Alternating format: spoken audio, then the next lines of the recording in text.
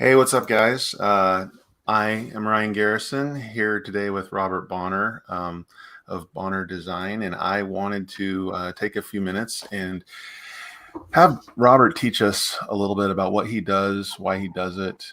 My understanding, Robert, from seeing some of your work, is that you do a really good job of taking houses that I would probably prefer to tear down and then making them nice and pretty and usable and bringing them up to the current century. Why don't you take a quick second, see if am I close? Am I a long ways away, or maybe if you have a better way of describing it, what you do. That was great, Ryan, and I appreciate you inviting me to be here. Um, I see what you do, and it inspires me. And working with Jesse Lee and seeing how you guys work together, that's been inspiring too. So I love these teams that are being built. Um, but yeah, that's what we do. We help people save homes because I feel like as a human, we need to be saved and given a second chance too. I've been given second chances, and I feel like a lot of effort has been put into these homes. And instead of discarding it, why don't we re-examine it and see what we can do to make them better? So numerous clients have come to me with homes that most people say should be torn down, and we go in there and we look at the foundation, we look at the framing, we look at the roofs, and consistently, I'd say 90% or more of our projects, the homes are saved. So is this more of a just architecturally, like you like keeping that character of the original home, or is this like a money saver for the client? What's the ultimate goal with that besides Mm. just trying to save the old house?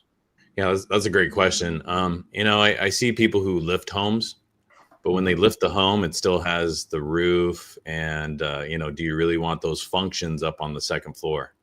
So that was a niche that I saw that was interesting. But then I saw people doing it just to save a roof. And, I think the roof is probably one of the most affordable elements to a rehab or remodel.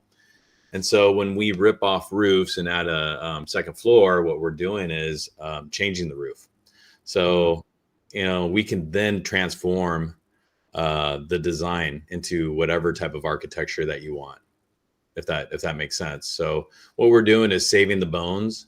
We're saving the foundation.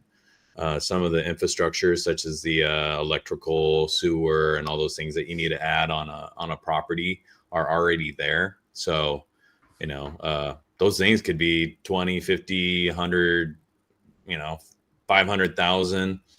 So to me, it didn't make sense when people were tearing things down and then throwing them into landfills. And it's out of karma, right? I feel like we're here to be stewards. Being here in the Northwest where we have so many trees, but we understand how hard it is to harvest. I like to reuse that.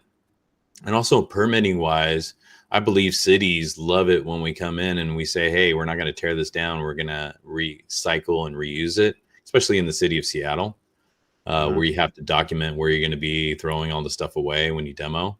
So that does help and save cost. And yeah, we have numerous examples too, where I've worked with investors, and at the end of the day, they have to list the project, and we're able to get ROIs equal to or more than new construction. So when I've been doing this and started, I don't know, say 15 years ago on this mission, maybe it's been more. Uh, I was talking with realtors to get their ideas, because at the end of the day, it's you who is going to sell it, right? And Mhm. if it doesn't pan out, then why would we do it? Because sometimes it can be easier just to destroy the whole thing and throw it away and start new. But Mhm. then I've heard that before, and then seen budgets go over 3 times. But But so you're telling me right now that your budgets never go over on your rehabs? um,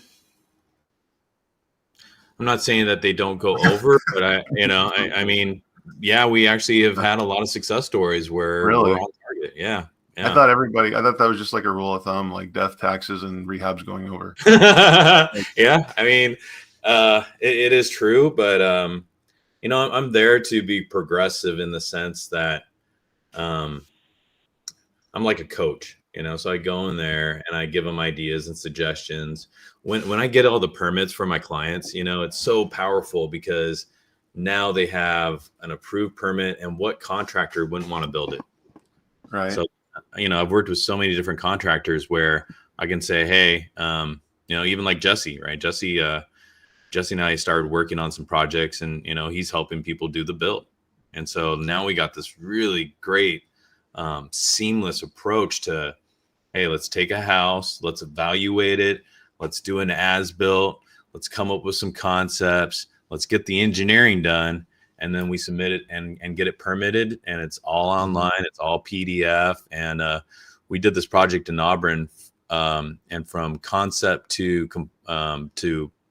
submitting to permit was about 2 months. Oh, wow. Yeah. Okay. And then so go ahead.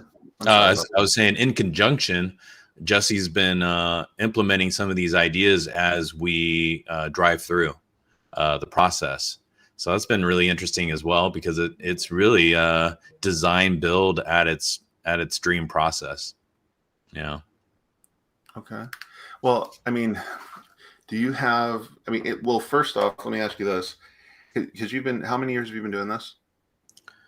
My mom and dad would buy properties, and then they would design and build homes. So I could say I've been doing it been influenced since I was born. Okay. I still remember the first new build that they did, and they were holding me. My mom was holding me in her arms, and I'm looking up, and I'm looking at Joyce, and they had this really cool conversation pit. So all the structure, the smell of the wood, time travel, I can go back to that moment and remember the influence. So my parents would do that numerous times in my life. And they're the last home that they did. The architect didn't finish the project. And I think I was 12 years old, and I finished the last elevation that they needed. They submitted it to the city of Bellevue, and it got approved. Okay. So that yeah, that gave me some righteousness, And then so specifically around here, do you stay Pacific Northwest? Do you do stuff in other areas? Like, what's your territory? Yeah, I do a lot of stuff in Seattle. I'm a rated applicant with the city of Seattle. So I do majority of stuff in the city of Seattle. I do a lot of stuff with King County jurisdictions as well, but basically the greater King County area. I do some stuff in Tacoma, Everett. I wouldn't mind covering the whole state. And I'm also doing some projects in Redondo Beach right now. Just completed a ADU in Redondo Beach, and now doing the design review process for their main home. And from that, his neighbor wants me to help too, and they're from Seattle. Okay. So we just had so they're a Seattle family that moved down to LA, which is unique. It's usually the opposite way. And then now I'm working on a project in Boulder, Colorado, which is a rehab. And that's an interesting story to talk about too. And also Georgia, Atlanta, GA. Now, first, you said one thing, and I wanted you to define it. I think you said, were you say approved applicant or an authorized applicant, or what was that with the city of Seattle? Yeah, consistently prepared applicant. Okay. So and is that like a status they give you, or is this just like okay? So does that mean you get to fast track things a little bit? It does. And what it means is the city of Seattle trusts me to do or they trust that I understand the process. Okay. So when I submit an application to the city of Seattle, typically if you're a new applicant or they don't trust your process or your understanding, then you have to go through a site review. But I don't have to do that because they understand that I understand the codes and the land use. So yeah, when I put a set together, what that does is usually there's that 3-month window for the intake process, and that so you have to wait about 3 months until your project can be reviewed. But as a CPA or consistently prepared applicant, if somebody cancels a spot, then we actually get moved into that spot. We get priority because they know that we're already ready. Yeah, that could save a lot of time, like from what I understand of Seattle in their process. So, It, yeah, it does. And then, another thing that's very interesting too is when I tell my clients this, we hold it into, like a, higher power energy. mhm, And this is when we witness it moving. So there's been times when I have very high energy clients, mhm. and when I apply, the spot opens up, you know, and then we're waiting maybe a week for the review, which is, like, oh, but then there's but then there's times where clients go, "What are you talking about? That's weird," and then we still have to wait 3 months, right? So Yeah. it's a lot of belief. It's magical how it works. But with what I do, we are manifesting, right? We're taking pieces of paper, a sketch, and an idea in the mind, and then we're submitting it on a piece of paper, and and then we watch it get built. So how big is your team? It's I have a bunch of engineers I work with, and then I have a drafter, modeler who works with me as well, and Mhm. so it's just me and a friend of mine, and then we have a bunch of engineers, structural, soils, survey teams, and they are trusted departments or people, Okay. because I've had some permits before where we would be thrown into a loop, and I just didn't understand it. And then when I had meetings with the city, they basically told me they didn't trust the survey, or maybe they didn't trust the engineer for the structural.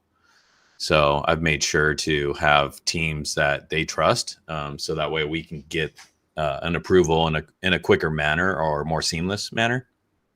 So then basically you have to start over, get someone else to do it, pay someone else to do it again. Yeah, I mean, some of these clients actually did the surveys before me, and it's this one specific survey team. Uh-huh. And I do a lot of steep slope ECA projects in the city of Seattle, which are very complex. Uh-huh. And yeah, so they can't really tell you that this is the problem, but I could kind of hear from their lingo. The problem is he wouldn't, the company wouldn't call the top of the slope or the bottom of the slope. And we need these items so that way we can negotiate the setbacks. Mhm. And so because we didn't have it, and they can tell me that, directly. I mean, they're saying, "Hey, we need the top of slope," but whenever I would talk to this company, they'd say, "Yeah, we'll have it done," and it would never be done. And And I'd see it time and time again, and I was like, "Okay, all right, can't work with that guy." Even yeah. if his prices are good, and so that's the thing in the industry, right? People go, "Oh, I found this guy for this much," or "I found this guy for Mhm. that much." Okay, yeah, I get it, but I've done enough to know like the value and the worth, and I hold your hand through it. So I'm like a coach, right? I coach Mhm. my clients through it. I openly share information. I text, messenger, video conference, however we can communicate through Facebook, Instagram, whatever works for you. I'm open to it, because this is what I tell my clients. I say, I'm not paying your mortgage. I'm not moving in. So therefore, I'm not going to design it for me. I'm designing it for you. I'm going to tell you my best opinion. I'm going to tell you the truth of what I believe. At the end of the day, you're my boss. You tell me what to do, right? And I'm your pencil Mhm. and pen. But if you really want the top ROI, you're going to realize what we can create within, right? Because the projects that I do with my mindset, that's where we get the highest dollar, right? The ones who are a little resistant and don't have the trust, then they don't, Mhm.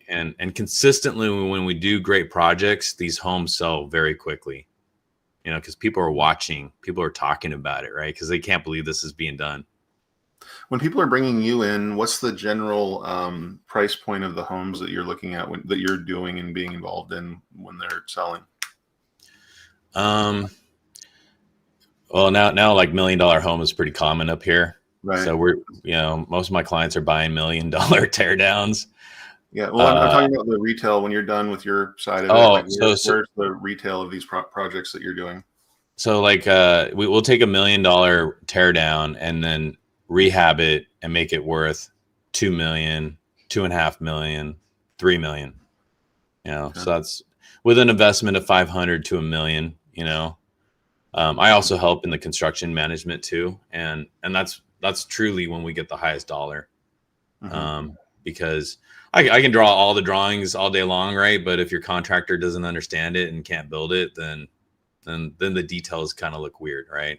Mm-hmm. But that's why I do the renderings and the 3D stuff, so that way we can see it at a quarter view. We can see how it looks when you're driving up to the house. Typical architecture elevations of a flat plane won't give you that understanding or feeling. But also with these 3D models, they're then used for the elevations, so you can then see the shadows and the depth and the colors. So you just give it to a contractor and you say, hey, this is what it's going to look like, and it's pretty easy to see. But we don't have to spec out everything, because really at the end of the day, we just want it to look like that. And if you can make it look like that with a cheaper product or a better way of putting it together, I'm Mm-hmm. all for it. you know I used to be a contractor, so that way I could understand how contractors work and Mm-hmm. how I could work better with them. And so that's what I consistently do. I have numerous contractors that I work with who refer me, and I refer them, and it's a really good union. It's like if they're going to refer me, then that there should be a good reason for that, right? Mm-hmm. And vice versa.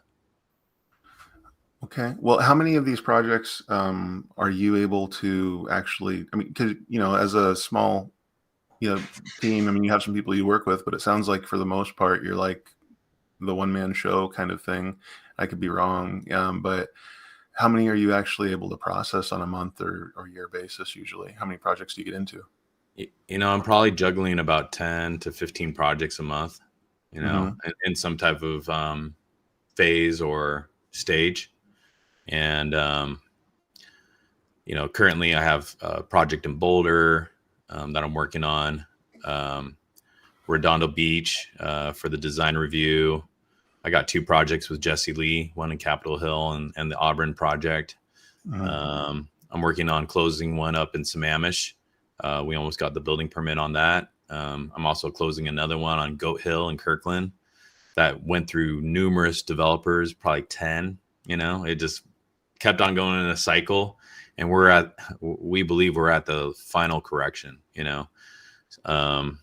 Working on one in Des Moines. It's a huge house, but it's actually 3 homes put into one, and it's not Mm-hmm. separated as ADUs or anything like that, but it's divided through doors, and Mm-hmm. it's husband and wife that have 2 children that are going to be moving back in with them, adult children. That way they can have a compound. Um, what else? I'm working on a project in West Seattle with Lucas Drasic, who also knows Jesse Lee too, and we're raising his house about 4 feet and putting a ADU in his storage/garage space, Mm-hmm. um, and doing another project, a small lot subdivision in the Lake Ridge area, Okay. and we're making basically a board house. It's going to be 8 bedrooms, 8 bathrooms in a vertical structure with numerous decks. That will be a very cool project when it gets done. And then after we get that one done, we're going to build another house right next to it. And then working on some projects in Georgia.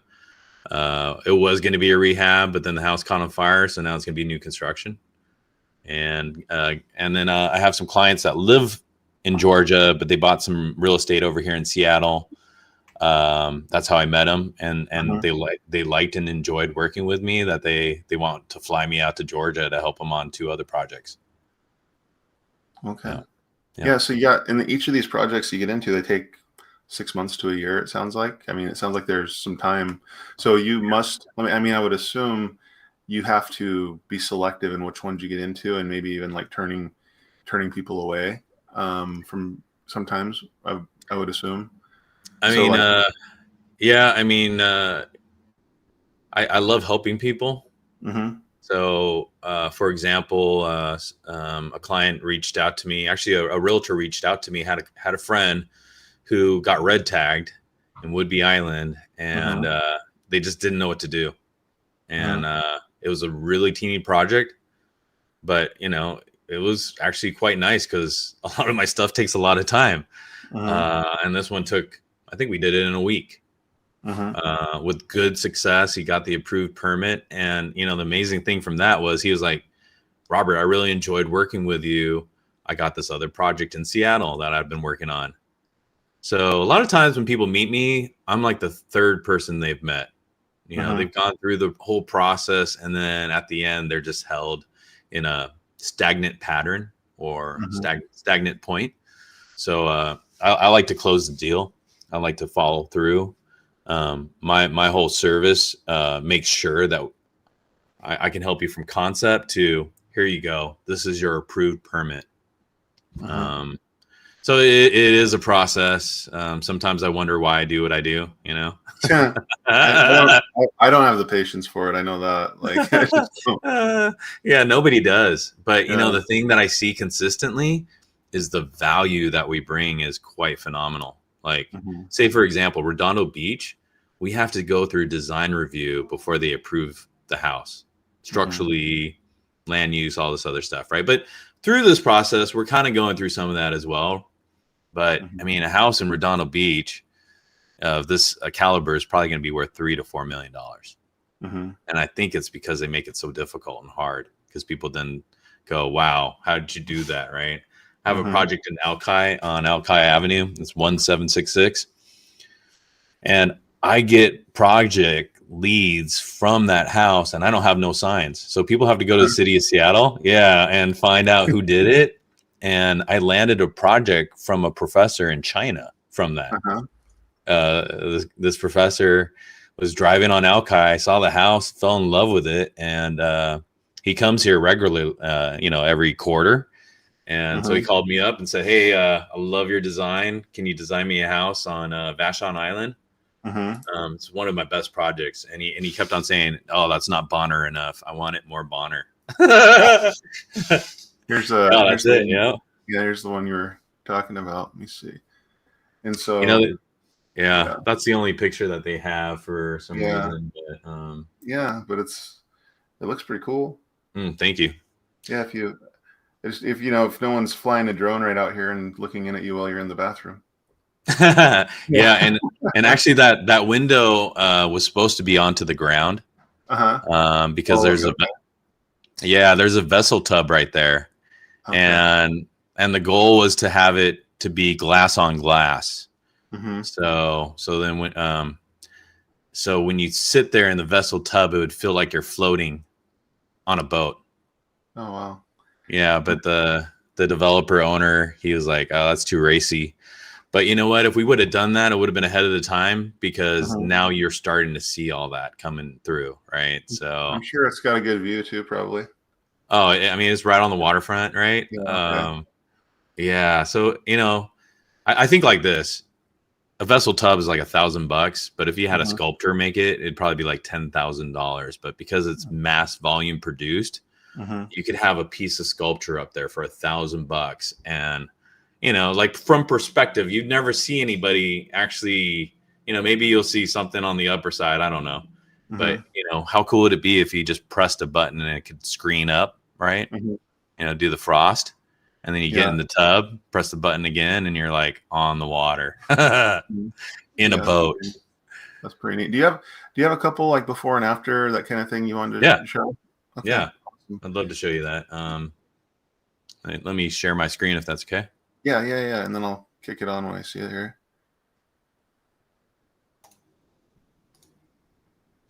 Let me see. Do you have it? I don't see one yet. I can show. Let's see. Wait, I think Did I that might work? have it. Maybe I think so. Here you go. How's that? Oh, yep. So this is kind of just a little slideshow here. But then you can click on these and then it Mhm. expands. But this is a project I did with Jimmy Tang on Okay. Taft, and you can see the existing home here, Mm-hmm. and then there was a garage over here. And so what we did was this is the back side of the home, but from the front side, I'll try to find a front side photo. But we made the existing home into the new garage, Okay. and then the old garage we made into a ADU main floor unit ahead of all the code that's coming through right now. Mm-hmm. So consistently on my projects, I'm putting basement units in. So this is a basement unit over here, and Mm-hmm. it's a 3-bedroom, 2-bath rental unit with a bar. And then here was a living room. I don't know if you're seeing my mouse or not. Mm-hmm. Maybe Yeah. that's distracting. Mm-hmm. But yeah, this is the existing garage, and then back over here is the existing house. So we Okay. reused the foundation, but that was pretty much it.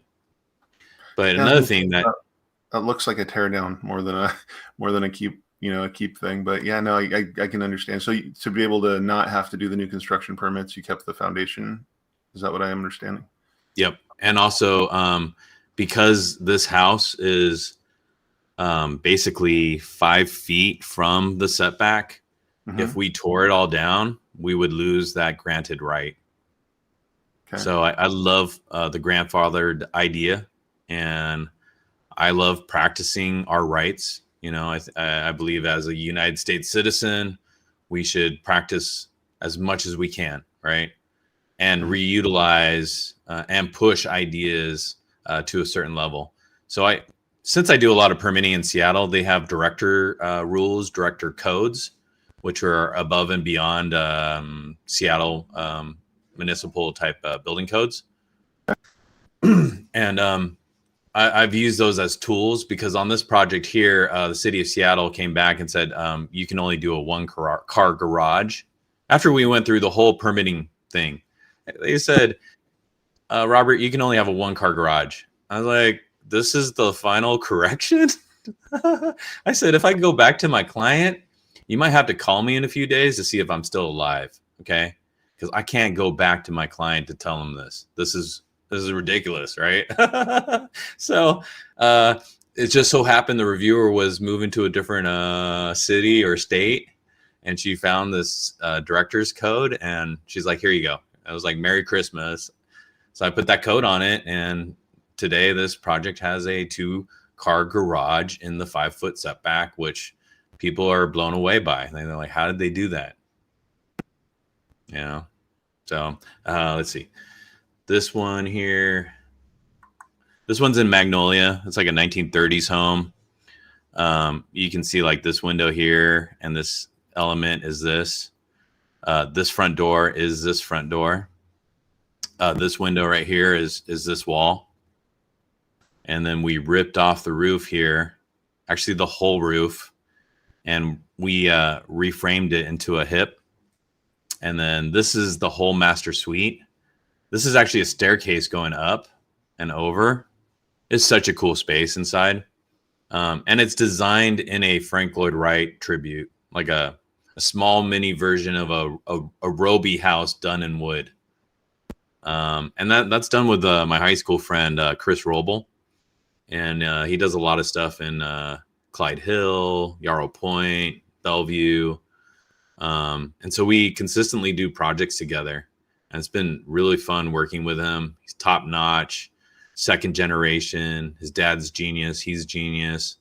Man, he's built some amazing teams. Like his framer only works on top end, high end architectural designer homes. So like if you think about the top firms around Seattle, he's framed their homes, and he loves doing my stuff. So it's such an honor when he comes, and Chris only calls him out for my projects, I believe, because he's just so slammed. But when we get together and we have these sessions on site, it's the communication is great, and we all respect each other, so it's really fun. Let's see. This one is in Renton. This is on Kennydale on Lake Washington. It's maybe the fourth home from the Kennydale Beach, which Clint Eastwood used to be a lifeguard at. Some cool Renton history there. And this project went through several different owners because nobody could figure it out. I was on the planning commission of Renton at the time, and I was manifesting waterfront homes. That was the dream. And this came across my table, and I noticed that they got rejected on a variance that they were asking for. So then like a week later, there's an open house. I was like, oh, so they're selling it. And then I think a week later, one of my really good friends, his dad calls me up and says, hey, do you know this project? I'm like, oh yeah, I do. He's like, do you think you can do anything? I was like, I would love to do something because I've been thinking about this. So the synchronicity of that all unfolding was just amazing, right? And so if you notice, like the building shifts over here.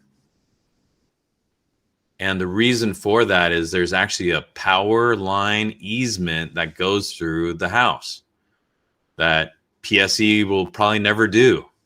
But we still have to respect it, even though the existing house doesn't.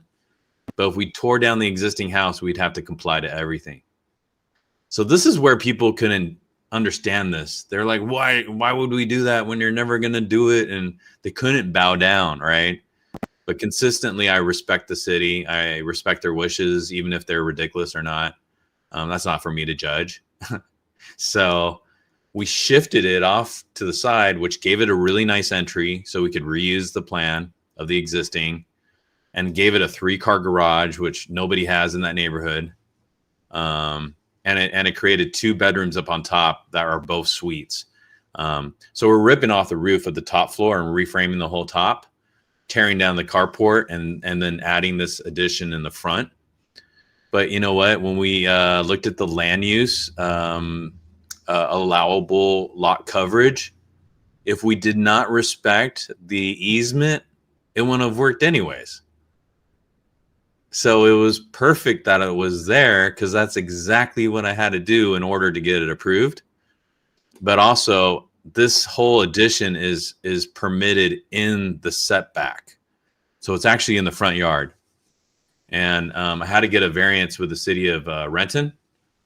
And we got it done in such a way, because I wasn't pushing anything radical, that we got it approved through the administration without public hearing.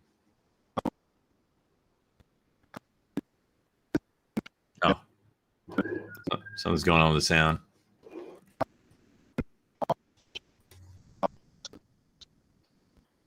I can't hear you.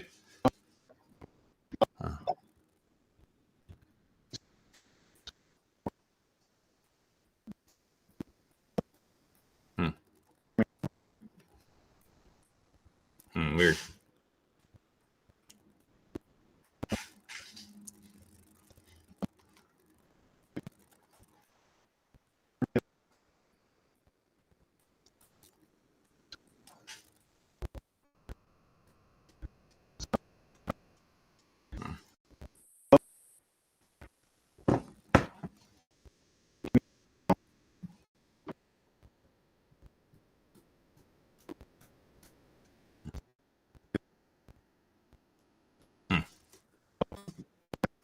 Weird.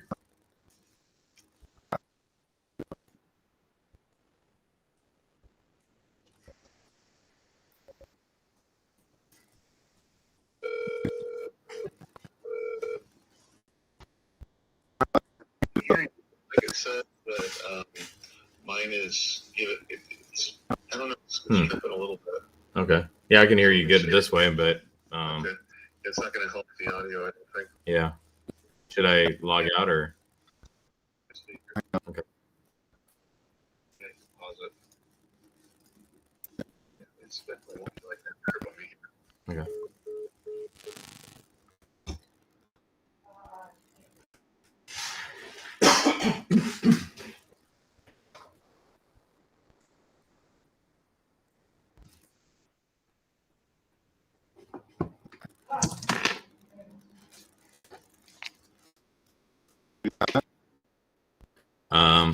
It's kind of choppy.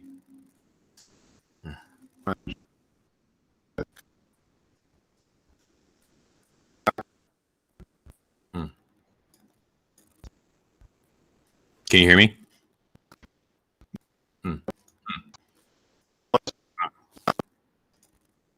Let me change the speaker.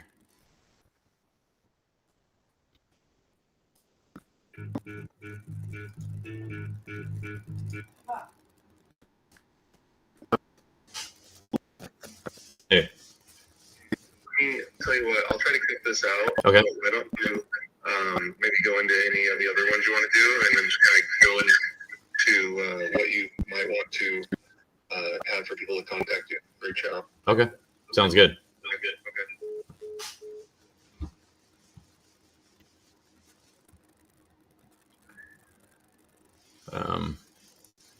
Okay, so let's see. Yeah, this is the Alki one. So we utilized the existing house for the permit and for its placement.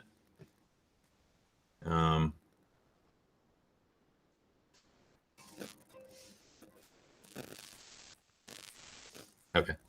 You gotta share it again. Oh, okay. I turned it off. Okay. Can you hear me now?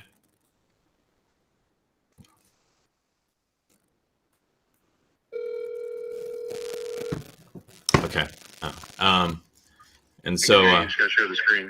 Oh, okay. Sorry.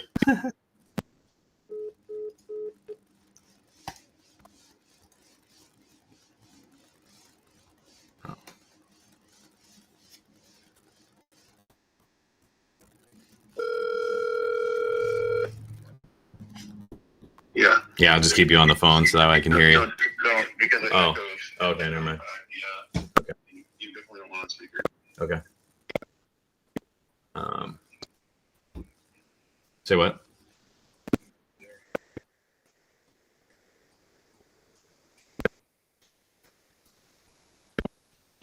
Okay, cool. Yep. No, that's totally awesome. Yeah, so this is the Alki project, and yeah, we just negotiated the footprint of this, and let's see, this is a church we did, church rehab, and this is a Seward Park rehab where we took a split level and bumped out the foyer. So I do a lot of split level entry, bump out the foyers. And here's one in Discover Park, making it more to a Dutch colonial than it was, as it probably got dumbed down at some time. And yeah, just a variety of rehabs that we can do. This one's on Renton Hill, and we ripped off the roof on the back portion.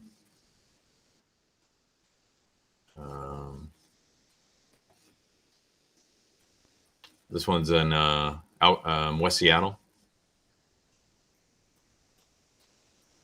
That's that Magnolia project, the backside of it. This one's on Rainier. Ripped off the roof, added a double suite on top. And a few more. This one's in Kent. And we added up on top of here. But yeah, if you want to reach out to me, you could text me. That's actually probably the best way. 425-279-3317. And if you want to visit my website, it's bonnerdesign with an S.com.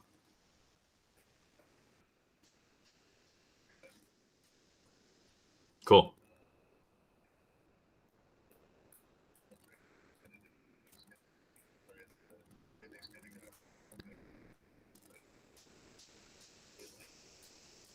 Thank you. Yeah, and actually, I really like your video presentation. It's very slick. But overall, awesome. Very great experience.